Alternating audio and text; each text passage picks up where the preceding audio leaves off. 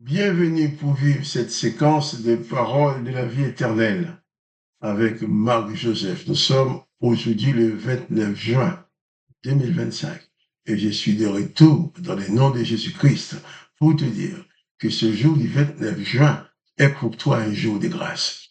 Réalise que pendant toute cette journée du 29 juin et les jours qui vont suivre aussi, tu as le privilège de demeurer sous le règne de la grâce de Dieu, de la grâce de Jésus-Christ. Jésus-Christ dit que Dieu le Père ne l'a pas envoyé pour juger, pour condamner le monde, mais pour que le monde soit sauvé. Donc, Jésus-Christ ne vient pas dans ta vie pour te condamner, pour t'accuser, pour te reprocher ton passé. Mais il vient au contraire pour pardonner ton passé. Il vient pour te délivrer de toutes ces choses du passé qui ont démoli ta vie peut-être, ou peut-être des bêtises, des erreurs que tu as commises. Mais Jésus n'est pas venu pour t'adresser des reproches. Il dit seulement, viens à moi, toi qui es chargé, fatigué, de porter le lourd fardeau de ce monde. Il dit, je te donnerai du repos. Mais Jésus dit aussi, prenez mon joug sur vous. Prenez mon autorité sur vous. Accepte que moi, je dirige ta vie.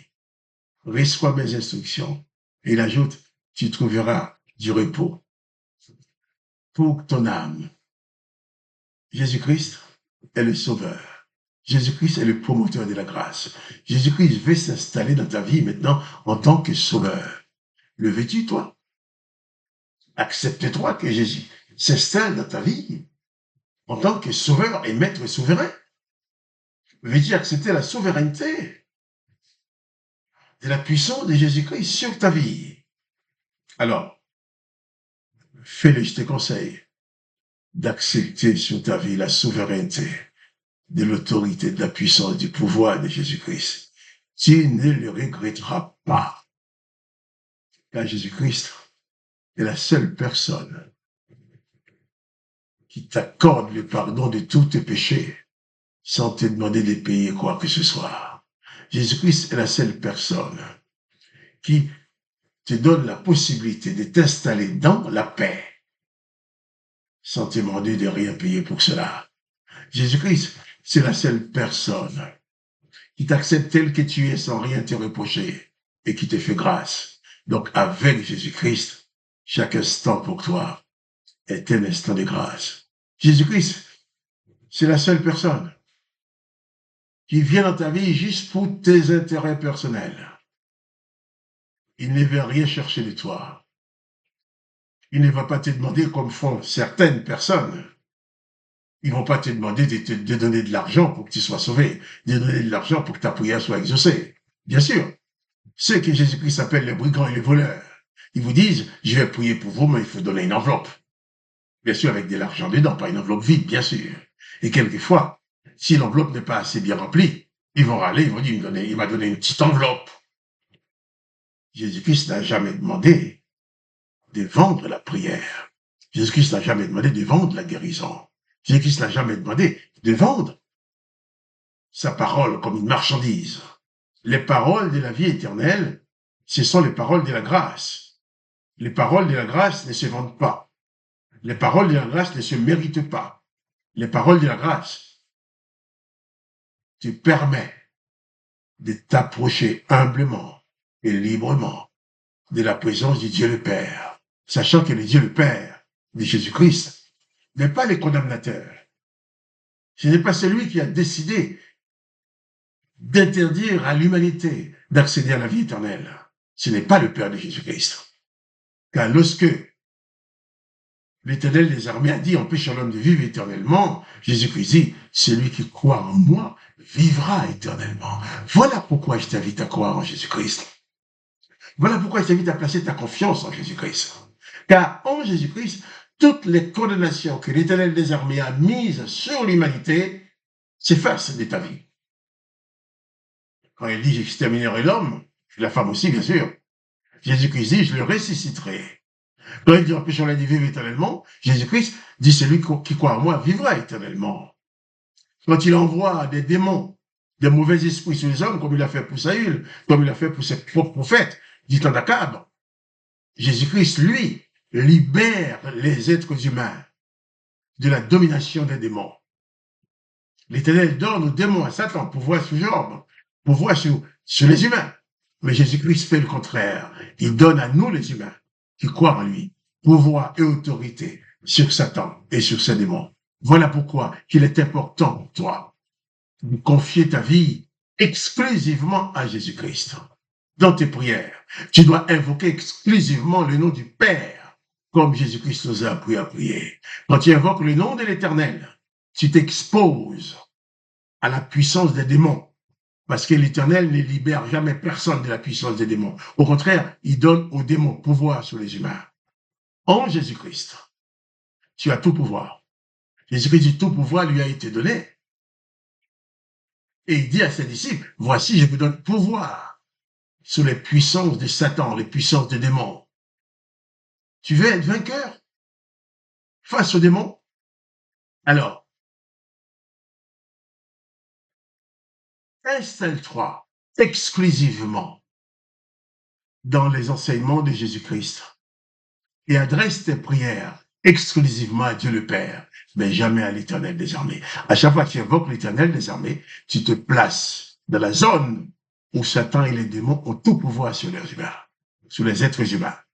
Et tandis que quand tu invoques le Père de Jésus-Christ, tu te places dans la zone où tu as tout pouvoir sur les puissances des démons.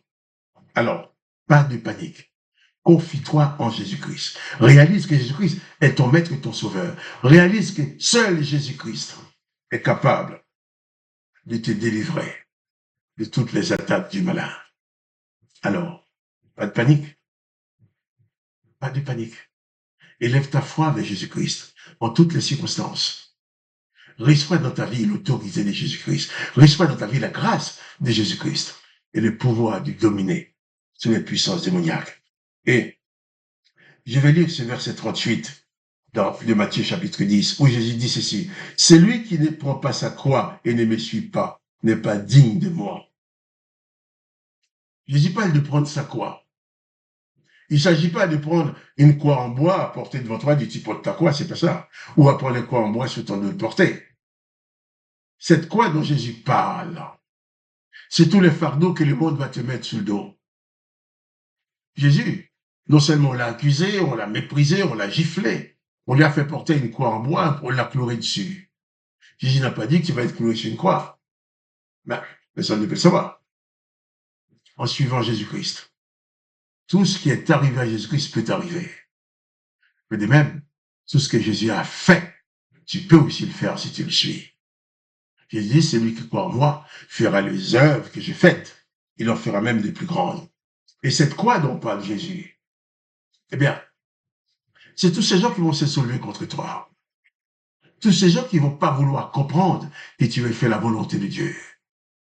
Aujourd'hui, les religieux, les églises, les pasteurs s'accordent pour dire qu'il faut modifier l'évangile afin de faire des choses qui sont interdites, des choses que Jésus-Christ ne nous demande pas de faire. Par exemple, j'ai appris que beaucoup de pasteurs protestants maintenant, évangéliques ou autres, s'accordent pour célébrer les mariages des homosexuels. Bien sûr, en m'entendant, on va dire cet homme-là, il est homophobe. Je ne suis pas homophobe, je n'ai rien contre les homosexuels, mais on ne peut pas me demander de les marier.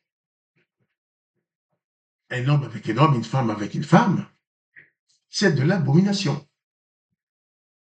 Bien sûr, en disant ça, d'autres peuvent se dresser contre moi. Mais tu n'as aucune raison de te courber à des réglementations d'un pays qui te conduit en dehors de la voie de Jésus-Christ. Car ce n'est ni les députés, ni les présidents, ni les lois du pays qui vont te donner la vie éternelle. Tout le monde a le droit de vivre. Mais quand tu vis ta foi en Jésus-Christ, tu ne dois pas polluer cette foi par une forme de modernisation, on va vous dire, modernisation, qui est plutôt une déchéance. Alors, Jésus-Christ dit, eh bien, quand tu vas t'opposer au péché du monde, d'autres vont vouloir te maltraiter, d'autres vont vouloir te condamner, d'autres vont vouloir te faire du mal. Tu l'accepteras en portant ta croix.